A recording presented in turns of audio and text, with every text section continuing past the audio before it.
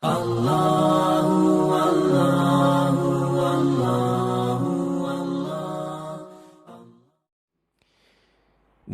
penting kami sampaikan, ada banyak pertanyaan seputar pertengahan di Sya'ban ini. Sampai terakhir kami dapati kemarin di Jakarta tentang pertanyaan tersebut.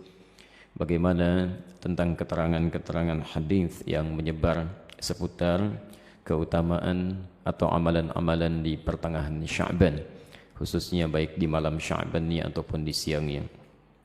Penting kami sampaikan, setidaknya hadis-hadis seputar pertengahan Sya'ban kita bisa dapati ada satu yang kualitasnya sahih, ada satu yang kualitasnya dhaif, dan selebihnya umumnya palsu. Selebihnya umumnya palsu.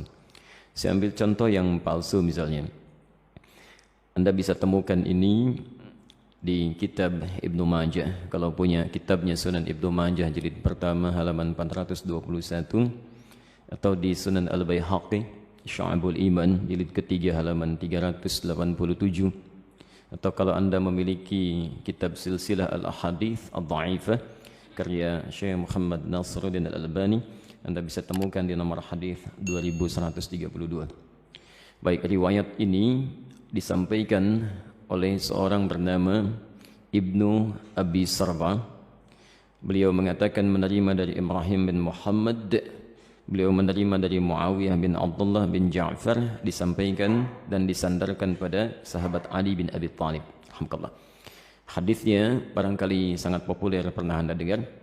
Idza kanat lailatun nisfi min Sya'ban, jika telah tiba malam pertengahan bulan Sya'ban, atau malam atau di hari pertengahan Sya'ban, faqumu lailaha, maka hidupkan malamnya dengan banyak menunaikan salat, wasumu naharaha, dan siangnya lakukan dengan puasa.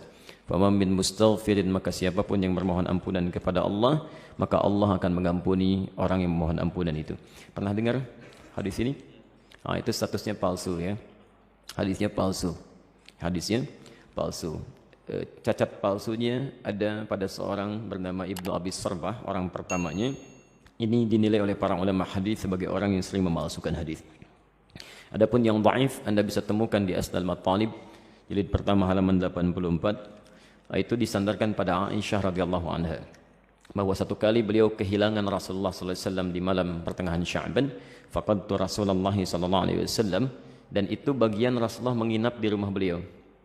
Ya, diduga beliau sedang ada di tempat istri yang lain. Dicari oleh Aisyah, ternyata sedang ditemukan di Baqi. Ya, beliau sedang berdoa kepada Allah Subhanahu wa taala agar sekiranya Allah berkenan mengampuni para muslim yang telah wafat di pemakaman Baqi. Ya, maka Rasulullah menyampaikan, kata Aisyah, hari ini Allah mengamati kepada manusia dan mengampuni orang-orang memohonkan ampunan. Ini statusnya dhaif, tapi juga disahihkan oleh Syekh Muhammad Nasiruddin Al-Albani. Yang sahih itu riwayat Abu Musa Al-Ash'ari. Abu Musa Al-Ash'ari. Anda bisa temukan di Silsilah Al-Hadits As-Sahihah, alhamdulillah, karangan Syekh Muhammad Nasiruddin Al-Albani, nomor hadis 1144. Ini yang sahih. Yang kalimatnya juga singkat, ya, bahwa Nabi SAW menyampaikan Allah Subhanahu wa taala mengamati, bahasanya mengamati, ya, kepada hambanya, ya, di malam pertengahan Sya'ban, ya, di malam pertengahan Sya'ban, dan mengampuni yang memohon ampunan sekalipun sebanyak bulu domba di sekuk kalem. Nah, itu yang sahih. Ya. Ini sebetulnya semakna dengan hadis-hadis qudsi yang disampaikan orang pertamanya 31 orang sahabat senior. Dan itu biasa, keutamaan-keutamaan malam. Misal, yanzilu Rabbuna tabaraka wa ta'ala, Allah kemudian yang menghamparkan rahmatnya ke langit dunia kepada hambanya setiap sepertiga malam. Itu tiap hari itu, ya, sepertiga malam, ya. Maka Allah kemudian berfirman, faqala ya ibadi, hambaku, siapa yang memohon kepadaku aku akan berikan, siapa yang meminta aku akan kabulkan. Faman istaghfara liya, dan siapa mohon ampunan faghafartu lahu, aku ampuni dia. Itu tiap hari. Tiap hari. Jadi kalau Anda enggak minta itu rugi. Dan hadisnya qudsi. Ya. Dan khusus untuk malam Sya'ban, hadisnya berbeda seperti tadi kami sampaikan dari Abu Musa Al-Ash'ari, itu dimulai di malamnya. Kalau tiap hari di penghujung malam. Nah, jadi ini yang sahih. Dan amalannya Nabi tidak menyebut spesifik. Karena itu sahabat itu banyak beramal saja. Ya, ada yang kemudian salatnya qiyamul lail, yang tahajud, ya. Ada yang banyak beristighfar, macam-macam. Dan tidak ada amalan spesifik. Nah, jadi kalau misalnya ada amalan-amalan spesifik menunjukkan di malam itu, ya itu sesungguhnya hadis-hadis yang disepakati oleh para ulama itu hadis palsu. Misal hadis yang mengatakan bahwa bangun di malam Sya'ban, tunaikan solat sekian rakaat, dibacakan dengan qul huwallah di awalnya dan sebagainya. Itu saking palsunya hadis itu, di kitab hadis palsu aja nggak ada. Ya, saking palsunya itu nggak ada. Ya. Itu dimunculkan kemudian dan disandarkan pada tabi'in bernama Khalid bin Ma'dan yang hidup di Damaskus pada saat itu. Beliau tidak melakukan itu. Beliau hanya menunaikan solat-solat sunnah malam, gitu ya. Qiyamul lail, tahajud itu yang ditunaikan. Cuman orang salah menduga, gitu ya. Jadi kalau Anda ingin hidupkan malamnya dengan ibadah-ibadah sunnah, silakan saja, boleh. Qiyamul lail, tahajud, baca Quran, istighfar, itu standar, biasa. Dan ada keutamaan di situ. Kalau siangnya ingin puasa, boleh. Puasa ayyamul bid. Masya Allah sekarang kan merangkai itu. Kamis tanggal 12 kan kemarin. Jumatnya 13, Sabtu 14, sekarang 15. Antum masih boleh puasa. Ya, sekali khair. Baik, jadi sah-sah saja kalau siangnya ingin puasa, tapi jangan disandarkan pada keterangan-keterangan hadis yang bermasalah. Ya. Termasuk ada yang fenomenal itu ya. Jadi zaman dulu nggak ada, sekarang ada tuh. Ya bahwa pada saat pertengahan Sya'ban buku amalan manusia ditutup. Ya. Pernah dengar itu? Baik, kalau ditutup artinya amalan kita nggak dicatat karena ditutup. Di antum bebas saja lakukan apa aja tuh karena nggak dicatat tuh. Ya. Mau pinjam handphone teman, mau ngambil sandal di Baitur Rahim karena nggak dicatat tuh. Ya, karena tutup ternyata nggak dicatat. Dan mustahil buku catatan amal seorang hamba ditutup kecuali dia telah wafat. Ya telah wafat. Dia ditutup itu setelah wafat. Kalau dia masih hidup, dia pasti terbuka. Masih terbuka dia. Dan semua akan ditulis dan ditampakkan di akhirat nanti. Dalilnya sahih. Faman ya'mal mithqala dzarratin khairan yarah. Siapa yang berbuat satu kebaikan akan ditampakkan sekecil apapun. Ya, wa may ya'mal mithqala dzarratin syarran yarah. Yang ada hanyalah pena yang diangkat, yang tidak dituliskan. Itu pun bukan di pertengahan Sya'ban atau bahkan di Ramadan, bukan.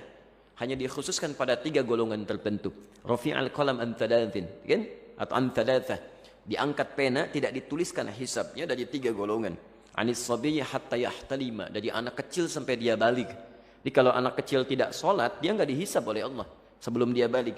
Itu diangkat penanya, tapi bukunya masih terbuka, catatannya ada. Ya. Kemudian siapa lagi? Wa anil majnuni hatta yufiqa. Ya, anil majnuni hatta yufiqa, dari orang yang terganggu ya, kesadarannya, baik sampai dia sadar kembali, yang disebut tidak waras dan sebagainya gitu ya. Baik, nah itu tidak dihisab, tidak dihitung. Jadi kalau dia naik misalnya ngambil mangga Anda, dia lempar, kemudian dia ambil mangganya, Anda nggak usah marah, karena Allah pun nggak hisab. Ya, Allah tidak hisab, jelas ya? Nah, karena dia melakukan amalan berdasarkan bukan karena kesadarannya. Dan yang terakhir, anid naimi hatta yastaiqidha. Ya, dari orang yang tidur sampai dia bangun. Jadi kalau misalnya ada di antara antum, ya tertidur, kemudian subuh lewat sampai jam 10 itu belum dihisab tuh. Nah, saat bangunnya di situ dia tempat sholatnya.